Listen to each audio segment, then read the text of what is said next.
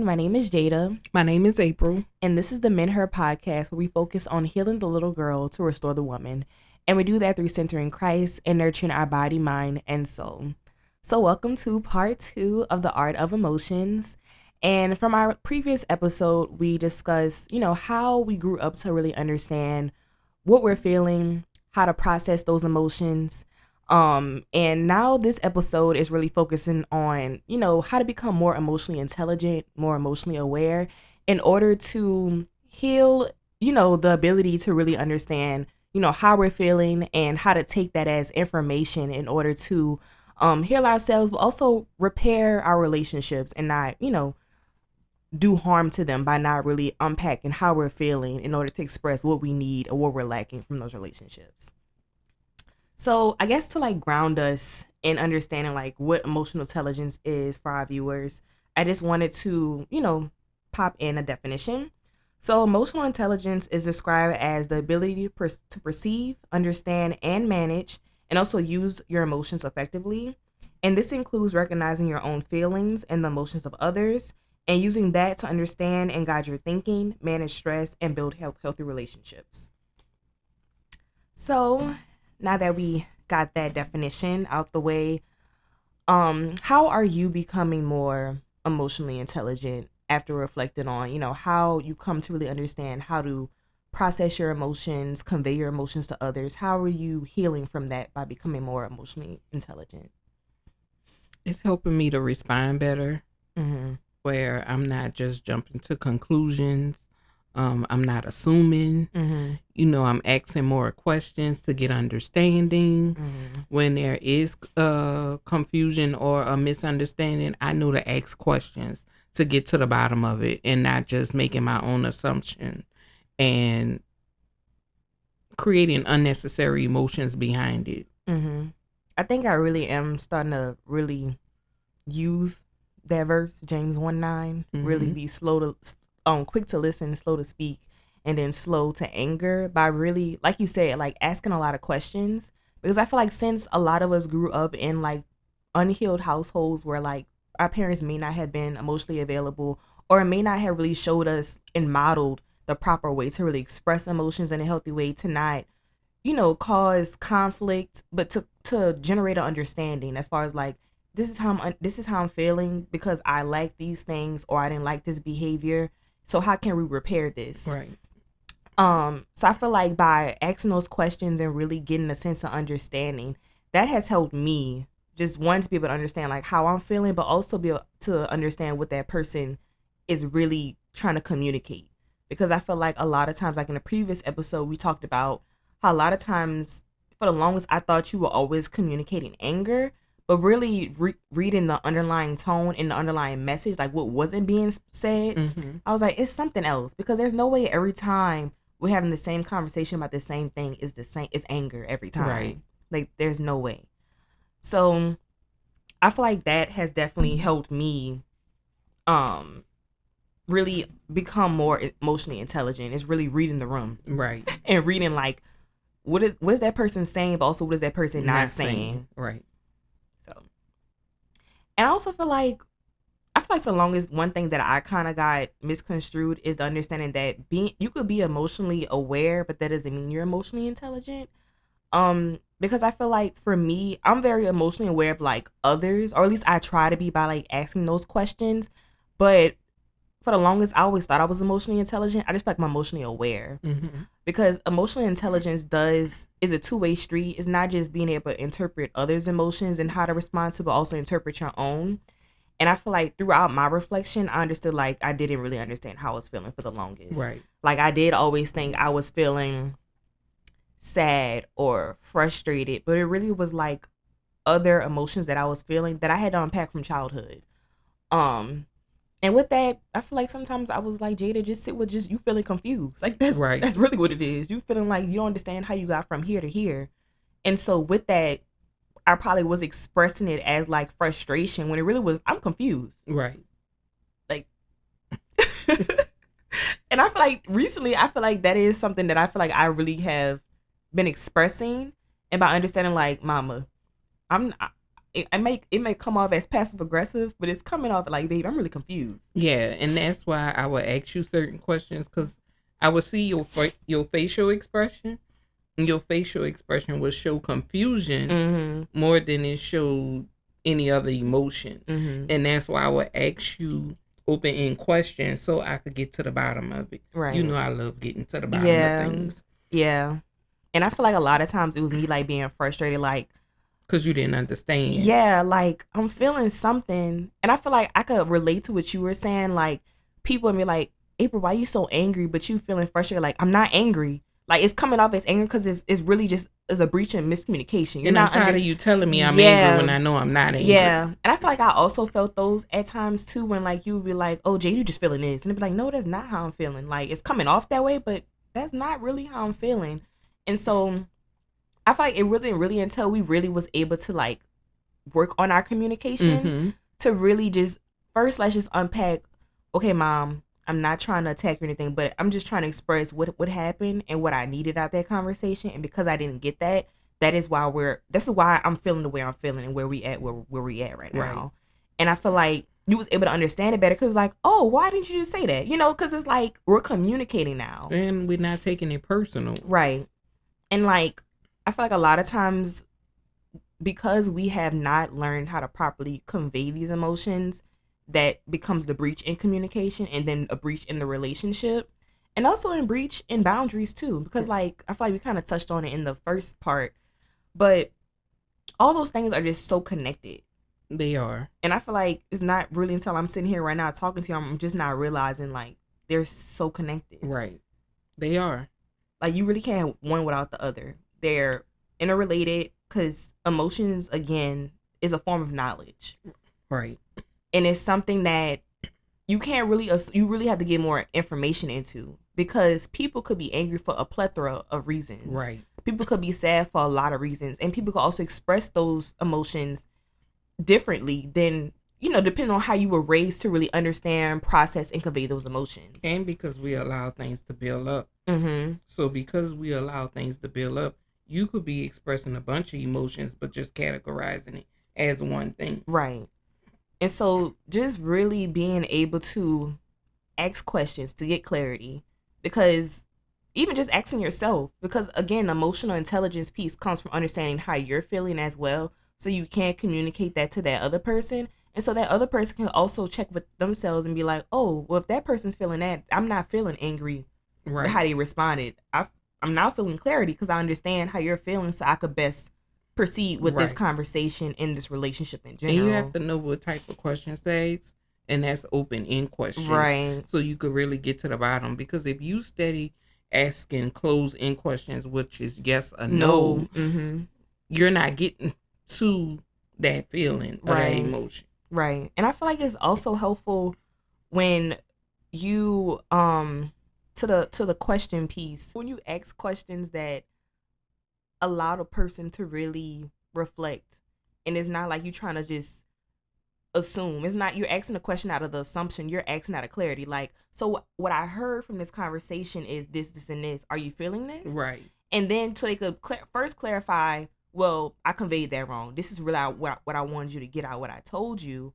And then you able to connect the dots, like, oh, so you're feeling this. Because sometimes people, like you said earlier, need them to hear. You need someone to hear you first, so you could even work through like how you're feeling. Because a lot of times people might not even be coming to you for advice. They just coming just to convey a feeling, a need, something that they lacked, like, different things like that. And that's part of the open-end question. Right. Because when you're steady having closing questions, because closing questions is like you already know, and you just want that person to say yes or no to clarify what you already know.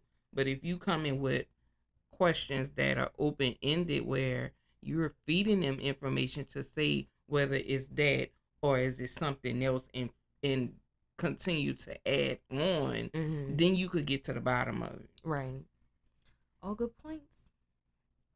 So since we're on the topic of like becoming more emotionally intelligent and emotionally aware, I feel like that consists of knowing yourself and also knowing like what situations trigger you or what situations bring rise of certain emotions out of you.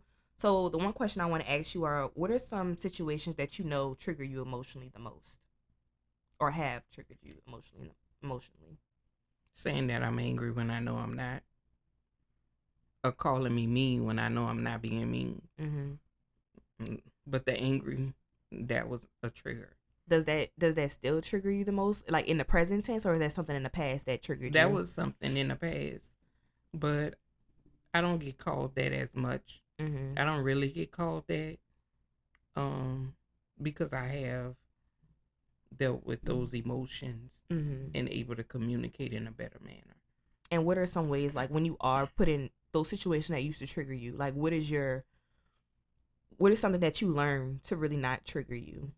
Well, I'm not quick to get angry. I'm really hearing that person out without being defensive, but I'm also listening to what's really not being said. And then once I hear what's not being said, then I could ask those clarifying questions, those open-end questions to get to the bottom of it. I feel like the situations that trigger me the most, I guess, like when you say, like, specifically you, I know other people too, but like when you say like, oh, JD, you just not receptive to criticism, you don't want nobody to tell you nothing. And it's not that I don't want nobody to tell me nothing. To me, it's just tone. And it's also just like the way you communicate things to me. And I feel like that's what triggers me, because it's to me, I'm feeling like, okay, she feels like I don't want nobody to tell me nothing, but it's not that. It's more just like, I feel like the way in which you're telling it to me is giving I'm incompetent. And no, that's how you feel about yourself, because I can't make you feel that way. I can't make you feel something you don't already feel about yourself. So that's something you have to deal with. Now, if you come to me and ask me, do I feel that you're incompetent, that's something different. But I can't make you feel nothing you don't already feel about yourself. No, that's true. But that's true. Definitely don't negate that. But because I do feel that way, and I feel like that's just how I've come to interpret like your actions, the way you communicate to me. I do interpret that as like, okay, I'm feeling incompetent because I feel like the way she's communicating to me. Yeah, but that's something you feel internally. I can't make you feel incompetent about anything. That's something you already have inside of yourself. So you're going to have to find out what makes you feel incompetent, because what I'm telling you can't make you feel incompetent. If you know what you know, you know. I feel like that's true. I feel like that's true, but I also feel like somebody can make, like, I don't feel like you just wake up one day just feeling competent. It has to come from somewhere, right? I'm asking a question. No, because nobody can't make me feel incompetent unless I'm just not that. I disagree, because I feel like, I speaking for myself, I feel like I didn't just grow up and was like, I'm incompetent. I feel like the things that you say, it does make, that is how I feel about myself. And I'm saying, so to get to the bottom of it, what have I told you as a child to make you feel that you're incompetent, that you don't know? Like, because such and such shelters you, JD just can't do anything. Like, you at this age, you have to be able to do this and this by yourself. Like, why you can't do this by yourself? Or like when I used to, really be like, I don't want to go in the store, and you be like, Jada, you too old for that. Like, you should be able to, do certain things by yourself. Well, I did feel at a certain age you should be able to do things by yourself, but I don't feel that's what made you incompetent. I feel that's an insecurity within yourself that you already explained to me what that was. That you don't want to be seen by people, or no, and that's what I'm saying. Like, from my understanding, I knew why I didn't even go in the stores, but from what you're telling me, from me saying like, I don't, just communicating, I don't but go in the why? stores. Because you never explained to me your real reason for not going in the store. If you would explain that to me, I wouldn't have never told you, oh, you too big for that, well, you can't go in the store. Yeah. I'm just not finding out why you had an issue with going in the store. You never conveyed that to me. Because if you would have been conveyed that to me, I wouldn't have never said, oh, well, Jada, you too big for that to not be able to go in the store. Yeah. So I didn't know that's how the way you felt. Right. But until you expressed it, okay, yeah, I shouldn't have never said that. Right. Now that I know the real reason why you didn't like going in the store by yourself. And I feel like that's that communication piece that I feel like me just not saying one thing and you starting to ask questions like, okay, Jado, like instead of just saying like your thought process as far as like, oh, you too big to be, stuff like that. Just asking, okay, well, Jado, why? But I have. No, that's what I'm saying. Now, Prior to that, I used to ask why, and you couldn't explain to me why. But again, that's on my part. The ability not to really process what it was, because I also didn't know what it was. I just knew like, don't ask me to do nothing like that. Like I just close it. I just shut it right off instead of just expressing, okay, I'm feeling anxious. I'm feeling very anxious being in a store, and also certain stores. Like very overstimulated. Like I didn't have the words to really express emotionally. This is how I'm feeling. And because this is, well, not even this how I'm feeling. This is my thought process around being in the store. And so this is how I'm connecting emotion to that thought. And because of that, this is why I'm doing that behavior of saying like, right. Because I'm just learning that how the way you process things. Mm-hmm. So because you never conveyed that to me, I'm just looking at, oh, you this age. Yeah. And you should be able to do this without needing me to do it. Yeah. And that's what I was saying. Like, I do agree with what you were saying as far as like the incompetence part. Like I have to feel that too. But I also feel like, I guess, I don't know if this is a good analogy, but I guess she's using an analogy, not saying this is something you've done, but you have a kid, right? And as a kid grow up, they don't just automatically grow up saying like, I'm smart or I'm dumb. Like they don't have no type of feelings towards who they are, but you learn stuff about yourself from your environment. If you have a parent that's telling your kid, oh, I knew he wasn't gonna get like for graduation, like, oh, I know he wasn't gonna get nothing, he was gonna be like below average for his GPA, you're feeding into that child like, oh, I must be dumb then. Like certain things that you're hearing from your environment, yes, you are internalizing it, and yes, you already have those thoughts from yourself, but you're not just waking up one day and be like, I'm incompetent, I'm dumb. You're learning about your identity from your environment. And that's why I was saying like, you made me feel incompetent because I am feeling that way, but I'm saying it didn't just like sprout out. And not saying that was intentional either, right? And that's why I'm saying it wasn't intentional, because you never expressed to me why you couldn't do certain things, right? So I'm just taking it as you just didn't want to do it, right? And that's what I'm saying, again, that communication piece. I feel like if in that moment I would have give you more, if you would ask more questions and I also would have gave you more insight, I feel like that would have been different, and I wouldn't be feeling that way. Right. Not saying I still feel that way now, because I feel like we have an understanding for that situation, but that was something that did used to trigger me. But yeah. So, but again, it's just all tying back to like communication being very key when you are trying to understand others' emotions, but also understand your own emotions and help convey that information to others. And if you really want people to understand you, you have to be able to convey those emotions, because we're not mind readers. Exactly. And if I'm constantly trying to find out what is really the problem and you can't tell me, I can't assume. Right.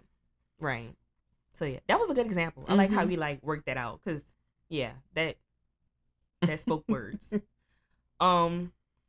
If this is still applicable, what emotion is still hardest for you to communicate honestly? I don't think I ever communicated sadness. Like, I don't know. Yeah. And I feel like that makes sense, because I feel like grandma, there's only been like, for you and grandma, I feel like there's only been like one time I really saw y'all really like sit in it. And to me, it was shocking. It was very, very jarring. I was like, oh, I've never seen this before. But when you saw me say? When I was younger, I just remember like you was in your room and you was crying. You was to yourself, but I heard you. Oh yeah. And I came in your room and I just started asking you questions, and you was happy. Like at the end of the day, I could see the relief, like the drop in your shoulders, the like, oh, I had someone to really like just let me like cry, right, and just let me vent, and not pity me, but just let me like feel the emotion, right. And I feel like I have to carry that burden by myself, right, type of thing. I remember that. Yeah, and same thing with grandma. It was again when I was younger, and just seeing her, like literally seeing a tear fall. If anything, it's like grief. It was more grief for her, like seeing her really grieve, and it was just like, it really just like hurt my soul. But it's like she needed that, because again, it was like a relief, like a drop of the shoulders. And I feel like it's like that vulnerability, right? And I feel like because it kind of makes sense, like what you were saying, since you didn't feel like your parents were emotionally available, you didn't feel safe, so you didn't feel that opportunity to be vulnerable. So that's why I feel like that's why I could see why I didn't really see like you express like those more vulnerable emotions, Right.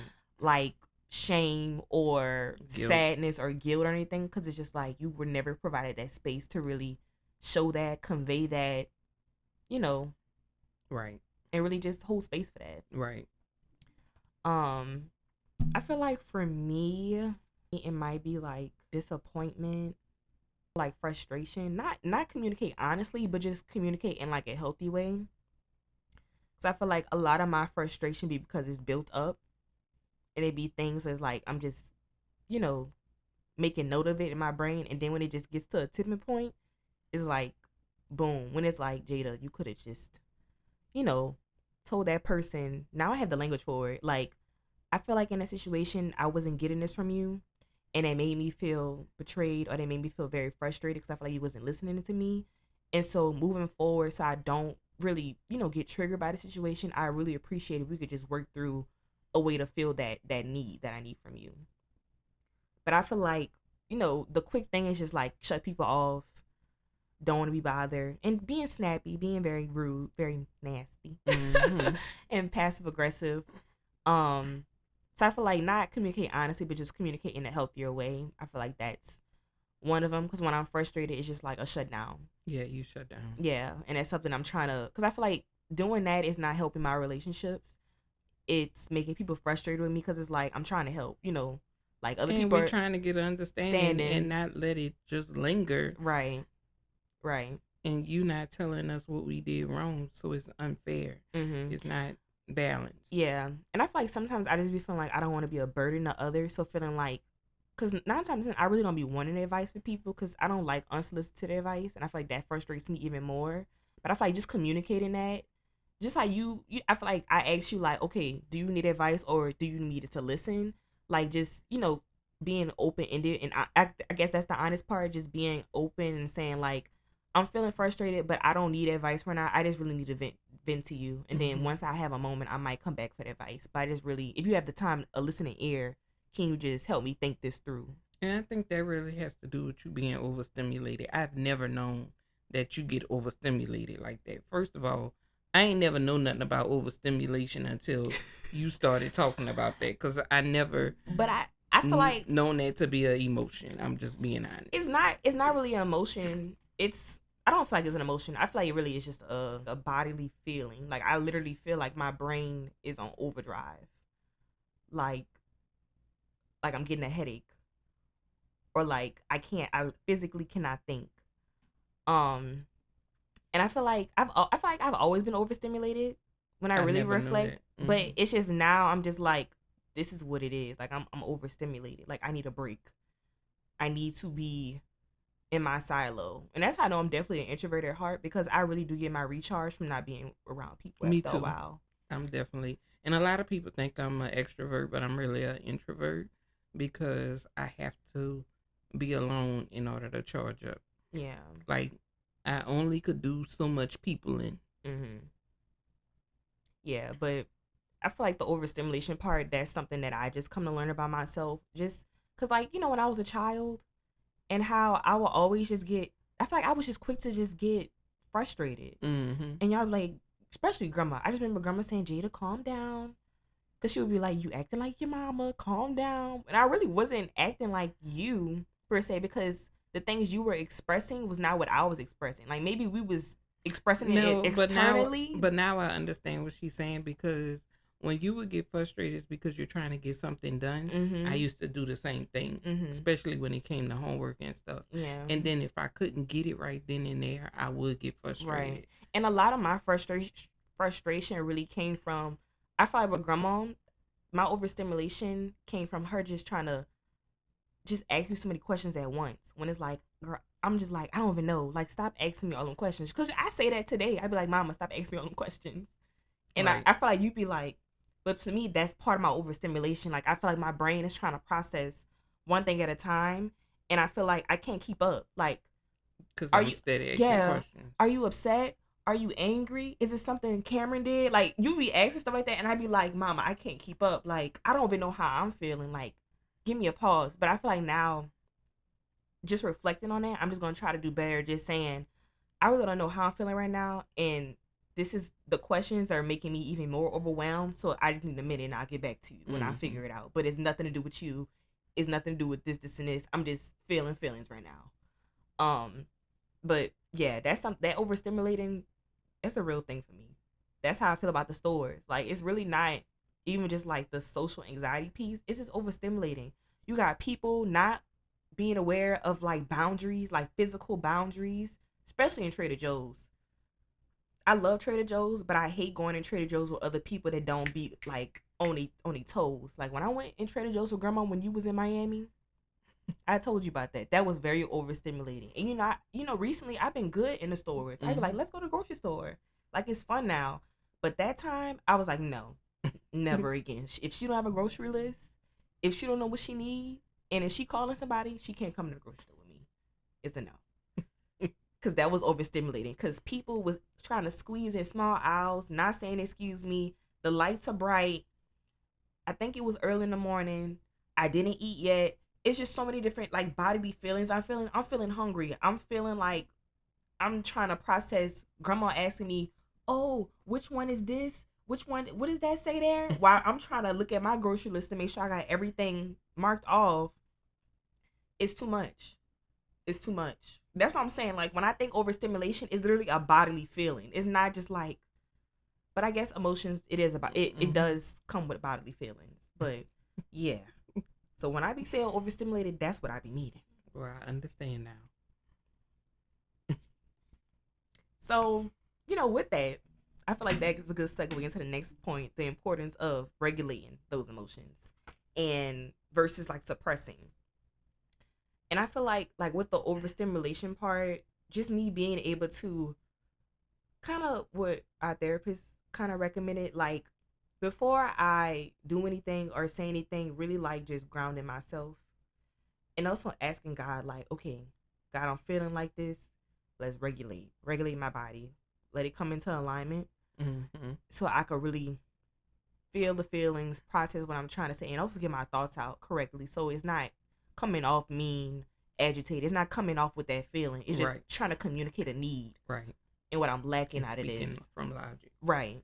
And also speaking honestly, and not sugarcoating it, right? Because you can't sugarcoat how you feeling and then think something's gonna change out of that. Because that's something also I'm trying to get better at. Is like, you don't have to hurt someone's feelings to communicate what you need, and I feel like that's something that I was struggling with, as far as like, I'm trying to protect that other person's feelings, but on the other hand, I'm not doing myself any service, right?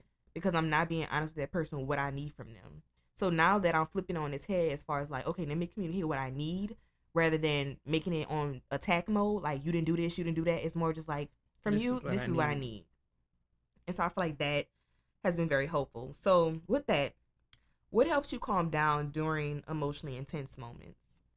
Me being quiet, praying to God to give me strength to convey it in a way that's honest, but getting to the point without the emotions, without being defensive, but just stating the facts. Right.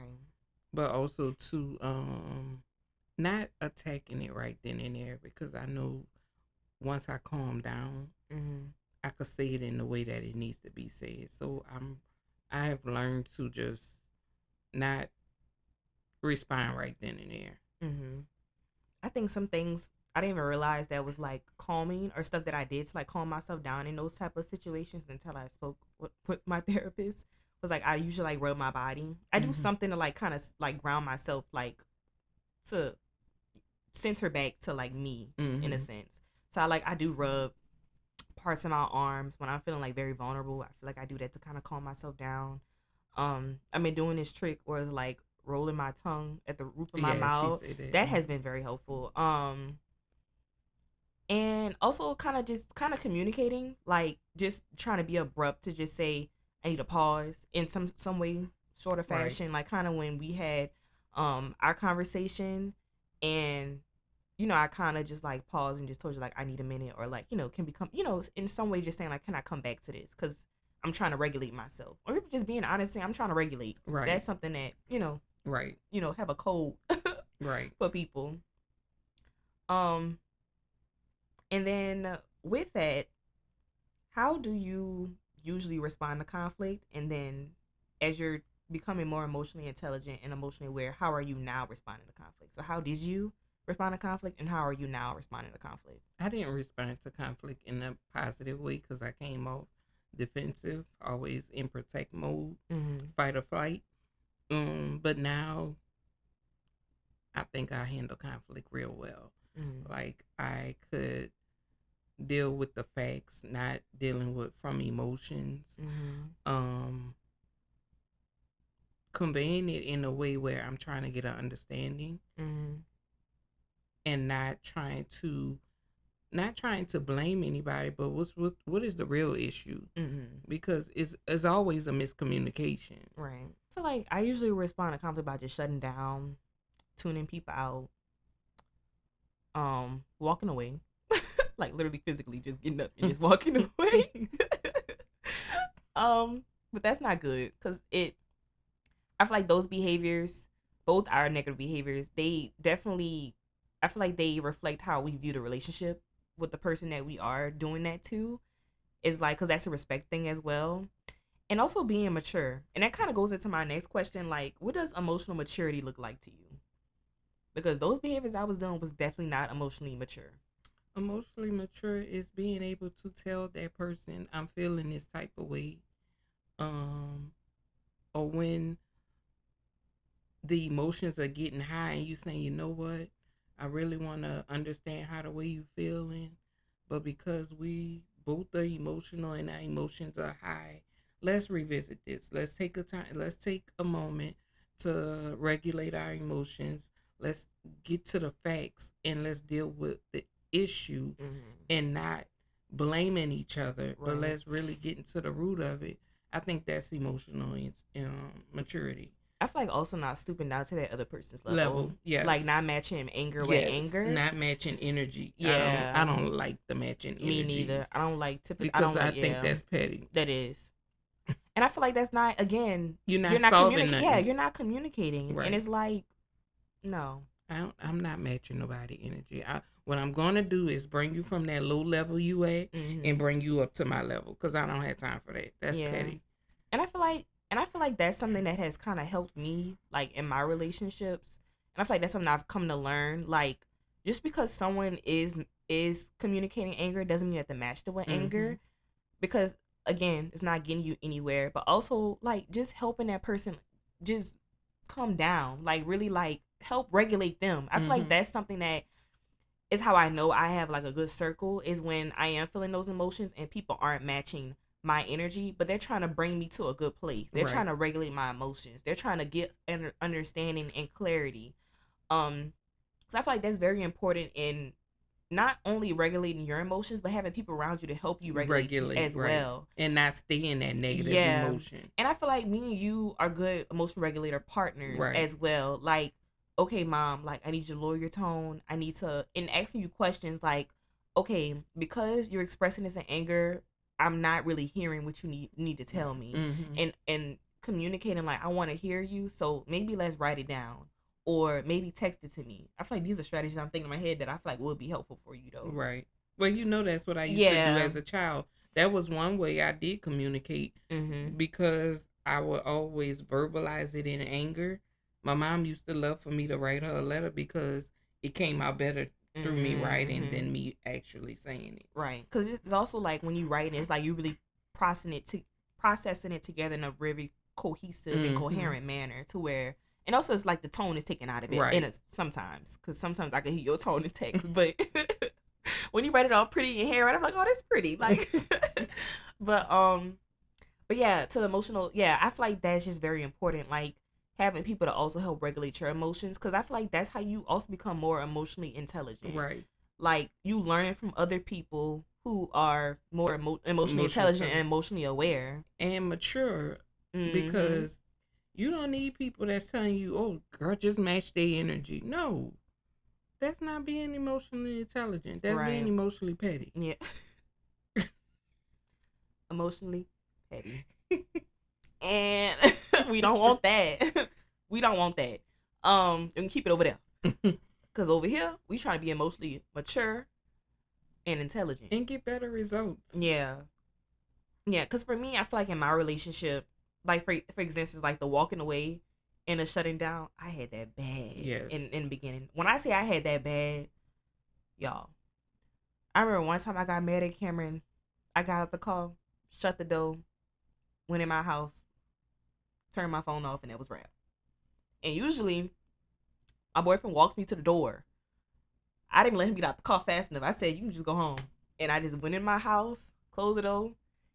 And whenever I reflected, I was like, that was so emotionally immature. So emotionally immature. And he was hurt by that. And that was like my second time doing it. So after that time, he said, if you do that again, it's over. It's over.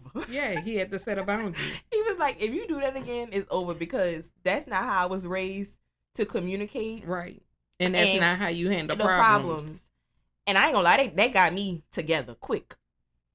And I feel like, again, when you have someone that doesn't stoop down to your level, because he wasn't ugly about it. He was just communicating like, this is how you made me feel. And this, if you continue it, this is what how it's going to end. So that was like one scenario where I was like, yeah, that's... He set a boundary. Yeah. And he communicated it. Mm-hmm. And it was up to me. So I did apologize, because I was like, yeah, that was very rude. That was not Christian-like. That was very nasty. And that was not emotionally mature. But that's also emotionally manipulation. Yes. That's you trying to get your way. Yeah. And trying to get him to do what you want to do. And you don't have to do that to get your way. You could just communicate what you need. But again, that's not something that I saw. I observed. You know, I observed you trying to have a screaming match to really get what you need. Right. And so for me, it's like, oh, I'm going to get what I need. Mm-hmm. But having that conversation with him, having that play out the way it did, it definitely helped correct those things that I learned. Right.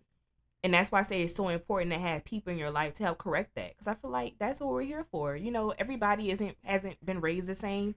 And you are gonna, that's like I was saying in previous episodes, I feel like when you are paired with someone that is healthy and you are in a healthy relationship, it really does reflect back on, oh, I've been doing some stuff that I really need to heal from. Or some things that is like, this is not healthy at all. Correct. And so I feel like my relationship was definitely one of the ways I really realized, like, oh, I'm definitely emotionally immature. And he also helped me be able to say, okay, if you need this, I need you to communicate that to me so that I'm able to feel that need. It's not that he didn't want to. It's like, I don't... No, he didn't know. Yeah, I don't know. Yeah. So that's definitely one of the ways that I have become more emotionally mature. And I feel like that's what emotional maturity looks like, is when you're able to have those hard conversations and really just speak from, this is just what I need. Mm-hmm. It has nothing to do with what you didn't do or did do, but it's just like from the situation and understanding me and what I need and what I've lacked in my childhood. This is the way that I'm trying to heal, and this is what I need in order to keep our relationship healthy and going. Right. So shout out to my man, period. And so with that is a great segue into emotional intelligence and relationships. So how has emotional intelligence changed your relationships? Well, first of all, how I learned about emotional intelligence was from a supervisor of mine. He told me, he was like, oh, and by the way, you need to learn some emotional intelligence. And I looked at him and I was about to tell him something back, and I said, you know what, bet.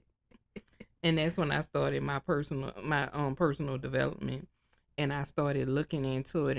And when I started looking into emotional intelligence, I was like, well, he may be right, but the nerve of him to tell me I need emotional intelligence, and he needed it too. But I took it as some corrective criticism, and I did my work, and me doing the work has really helped me to be emotional mature and learning how to process my emotions, but also learning how to handle other people's emotions. Mm-hmm. And that's that also caveat of like emotional intelligence, like knowing how to understand, perceive, and convey your emotions, but also for others as well. Right. So you could know how to like process to respond in a healthy way. Right. And also like, you know, because like I said earlier, like emotions is just a form of communication to really express, that feeling that we get from either getting what we need or not getting what we need. And it's just information. Right. What relationship taught you the most about regulating your emotions? I feel like we already talked about with me. Definitely my current relation has definitely taught me a lot about regulating my emotions and really just communicating with words instead of like negative behaviors. Because closed mouths don't get fed, and there's no way for my partner to really know what I needed if I wasn't communicated what I needed. So, what about for you? Mine is family because, we didn't have that great communication. Mm-hmm. So I would say Mom and Lynette, I just wanted to be able, I think we have grown a whole lot. Yeah, for sure. And have learned how to communicate. We are starting to listen to each other more. Mm-hmm. I really believe we have grown a lot with communication. Yeah, I definitely do commend y'all because like over the years, like usually we like get into it around trips, but now I'm just starting to realizing like we're definitely emotionally mature for sure. And it's still us healing. And it's gonna happen. Right. But you could see the maturity that there's no bad blood. Yeah. Right. It's more, I feel like, even like recently, like you and grandma, I feel like from what I was like peeping out and in from hearing, because I had my headphones in, I could tell there was a lot of emotional maturity because even at the end, like you and grandma was like, oh, let me listen to the podcast. And y'all still hugged it out and said like, I'm not angry with you. But the conversation was more of you communicating from your past experience, what you needed from her and what she didn't provide and how they made you feel. Right. And her just trying to get an understanding of like it's coming off as anger, but there's something else. Like she just wasn't really understanding. Right. And it wasn't nothing to make her defensive about. It was something that she said that made me say, okay, well, let's really deal with it. Right. Yeah. And so, but also saying like kind of what you said, like because y'all on different healing journeys, it's gonna come off differently, if that makes sense. Like you really trying to like heal, so you really trying to get to the root of it. Whereas grandma's just in a different healing journey where it's like she's not receptive to it, and also she's just not unpacking it in the level of detail that you're unpacking right. it. So and that's okay. Right. And again, the emotional maturity came where y'all just tabled it and y'all just both just like came to understanding like, okay, this is something we disagreed on, but it's not impacting our relationship right now. Right. We're just learning how to communicate how we felt and deal with what we need to deal with. Because usually it would ruin the trip, right? Holidays or whatever. But now is, okay, I know the capacity you're at. And even though we're talking about this is not going to make us end this in a bad way. Right. Because I ain't going to lie.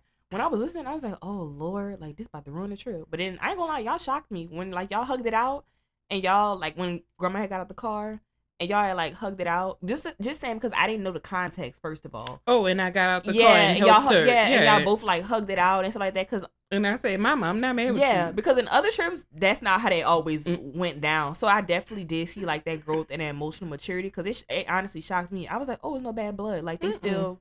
everything copacetic. They just had a disagreement. Like it was a disagreement. It wasn't an argument. Right. So definitely give y'all 10s for that, for sure. And so I guess like the last parts that I really want to talk about before we dive into the game is like the need for like having wisdom as well and having like that self-control when we are dealing with our emotions. Because again, still gonna refer to like that first verse, James 1:9, like being quick to listen, slow to speak, slow to anger. I feel like that's where like self-control piece kind of comes in. And also using wisdom for when you are reacting out of emotions, like, and how to toe that line.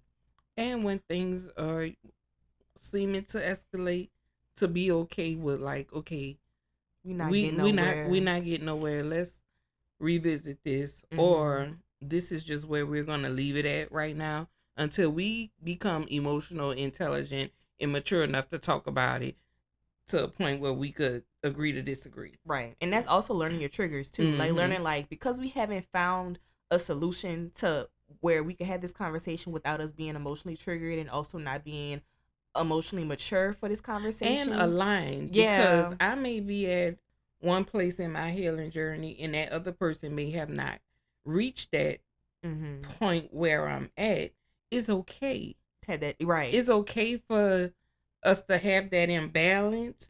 But long as we have an understanding, okay, this is how I felt, this is how you felt. We may not agree right now, but at least we're growing and we're hearing each other out. Right. And I think that's how me and Mama y'all getting there. Interaction that day was. It was like, oh, we don't have to fight to be heard because we're listening. Right. But at the same time, we're still at a different level in that journey, and it's okay. Right. Because grandma is definitely like still in that growth as far as listening to understand and not listening to defend. Because I feel like when she hears you speak, I feel like it's coming from like, oh, I'm a terrible mother. Like, I'm a terrible mother. But it's not. It's more of like, this is what I needed from you. And because I didn't get that, this is how I feel from that. But like, how can you help breach that? How can we repair that? Right. So I feel like, so I definitely agree with you, like, y'all not being aligned in that part as far as like, you're in that journey where you're just trying to repair, and grandma's in that place where she's feeling like she has to defend which happened in the past. But it's like, you're trying to repair what happened in the past. There's no need to defend. Yeah, because I'm not saying that you're a bad mother. Right. I'm not saying that. Yeah. What I'm saying is this is how this made me feel.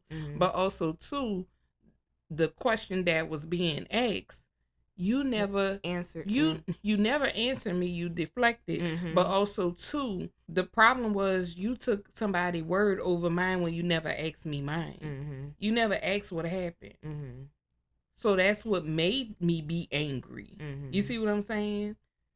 But you kept deflecting from what I was asking. And I think also like grandma's just not at that place where she's asking you a lot of questions. Again, the deflecting piece, like just asking like, well, April, I'm hearing this, so I'm interpreting it as anger, but what am I missing? But I also believe too, she don't know what to ask. Yeah, I agree. And because again, the emotional, how she wasn't raised to really process, understand. She don't know what to ask, Mm-hmm. and she don't know what emotion she's feeling. Right. So, yeah.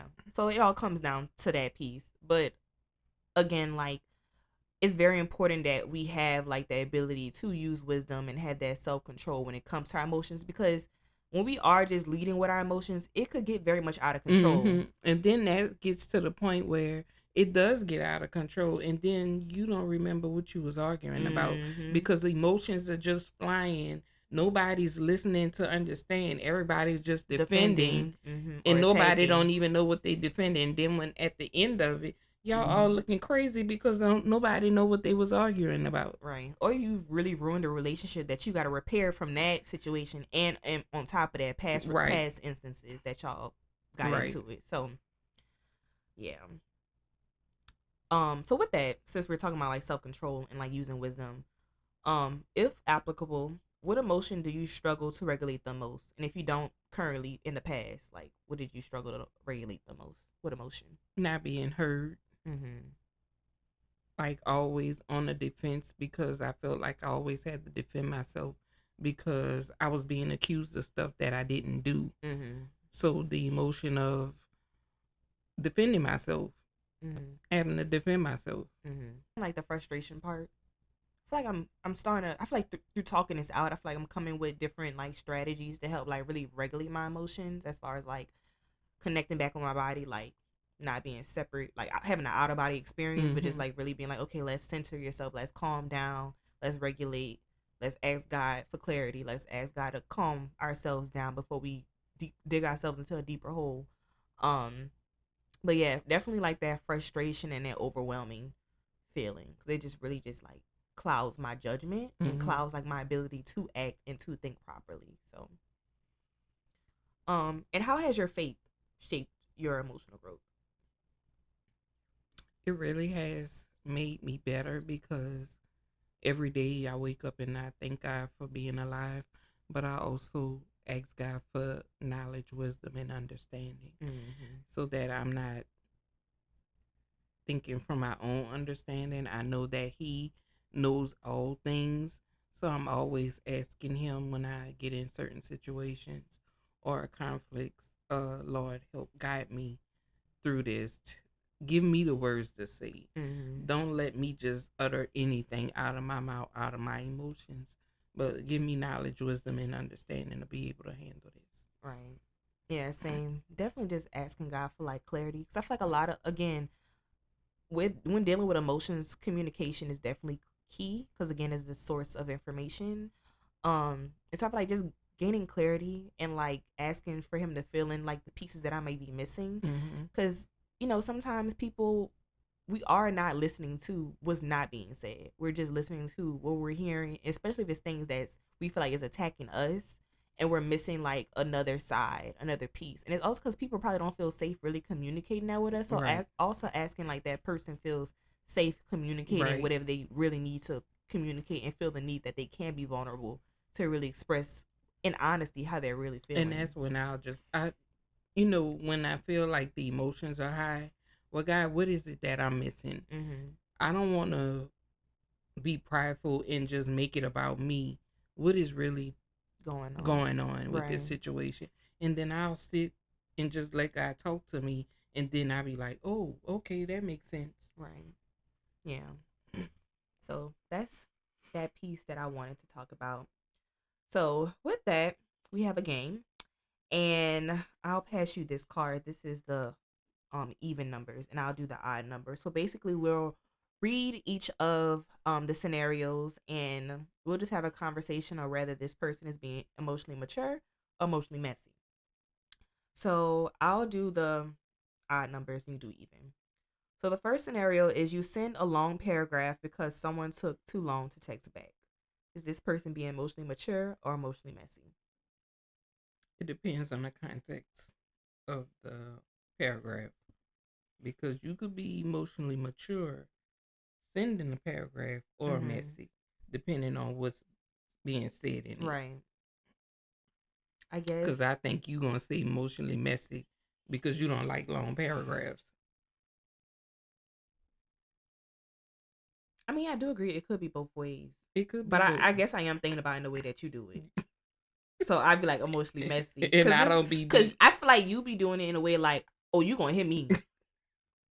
That's what I'm saying, emotionally but messy. I have not been doing this. No, you haven't. But I'm saying in the past, that's definitely, I feel like that was emotional manipulation in my opinion. Because I feel like, oh, she don't want to hear me? Oh, bet. She going to hear me like one way or the other. Like, and I say emotional manipulation because I feel like you knew I didn't want to deal with it right then and there. No, it wasn't manipulation.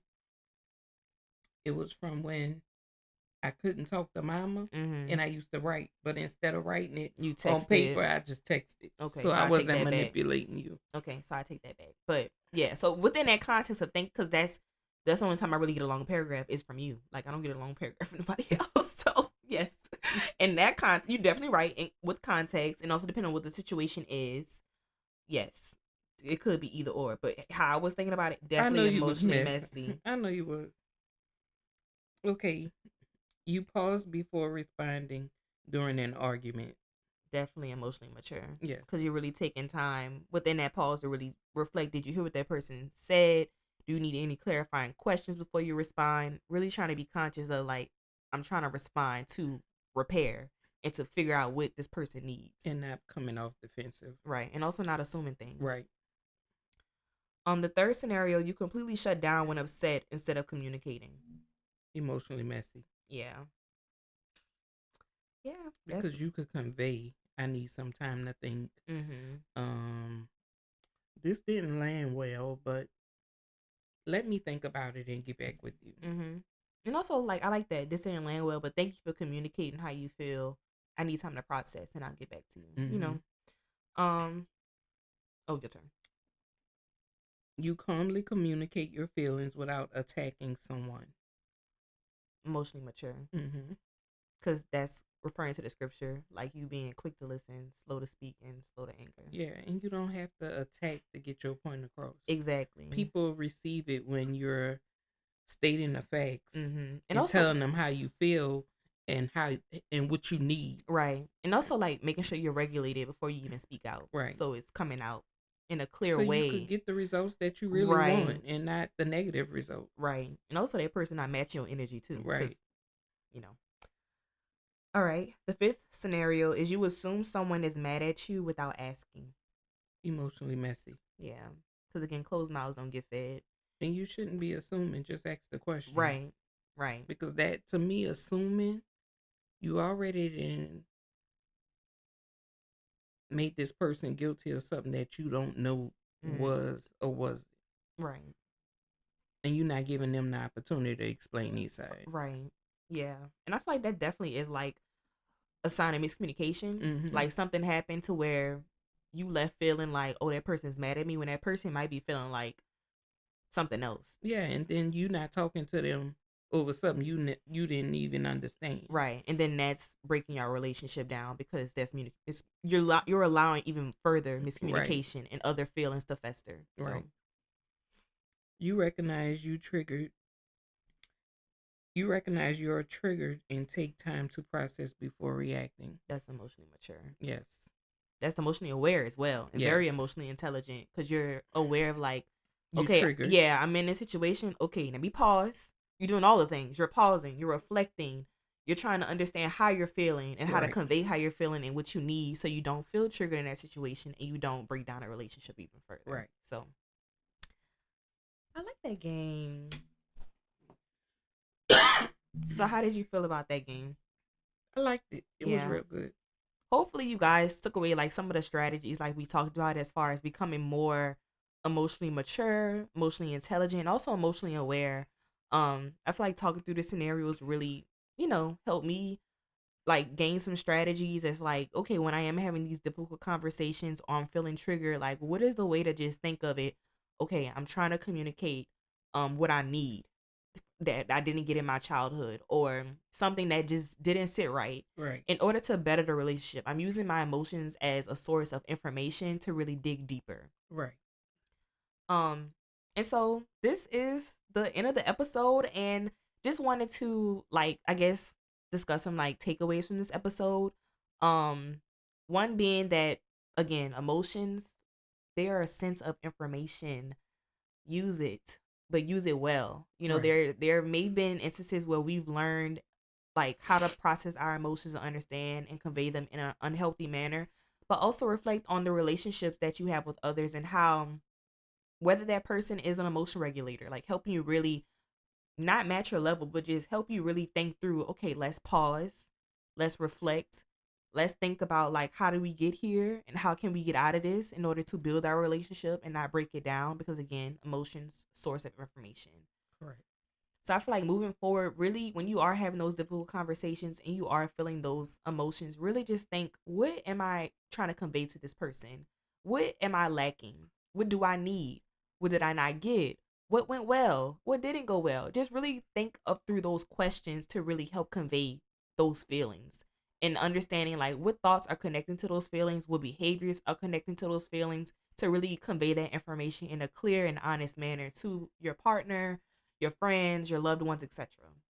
And even to yourself as well. Like, Right. ask yourself those questions, because emotionally intelligent means being able to not just understand others' But emotions, understanding yourself, because that's going to gain a lot of clarity for like what your boundaries are, how you like to be communicated to, because a lot of things that a lot of emotions stem from us being triggered as well, especially the negative ones. And so when you're able to learn more about yourself, you're able to convey that to others, and then better the relationship, and also better your own understanding of yourself, and what helps stimulate those more positive emotions rather than the negative emotions. And it will heal you internally so it could come out externally. Right. And also, like, this is a skill that could be developed. It's not a end all be all. You're not gonna immediately become emotionally intelligent or emotionally aware. Some people have a little bit more to begin with than others, but this is definitely a work in progress for us, and it's a work. It's a journey. Like, as you become more healed, I feel like it's something that grows. As you become healed, and also it also is grouped in with like better communication, being able to establish boundaries. Like, they're all definitely interconnected, and it's part of your personal development. Yeah. So we hope you guys enjoyed this episode. I definitely enjoyed this episode. And the art of emotions and understanding what it means to be emotionally intelligent, emotionally aware, and emotionally mature. Please follow us here on YouTube at the Men Her Podcast. Please subscribe to our channel, like, and also share with someone that you think could really benefit from hearing this episode about what it means to be emotionally intelligent and emotionally aware and emotionally mature. Follow us on all our social media platforms. That is the Men Her Podcast, on TikTok, Instagram, Substack, And also, if you're listening on any podcast platforms, that's Apple Podcasts, Spotify, Google Podcasts, follow us there too, and leave us a 5-star rating and some feedback as well. We would love to hear from you all, because this is the end of season 1. We'll be doing a recap to wrap up this season, but we would love to hear how you all enjoyed this season, or what are some things you're looking forward to seeing in season 2, because we're really trying to build that Mend Her community by healing the little girl to restore the woman. And we do that by centering Christ and nurturing our body, mind, and souls. See you all in the next one. Bye. Bye.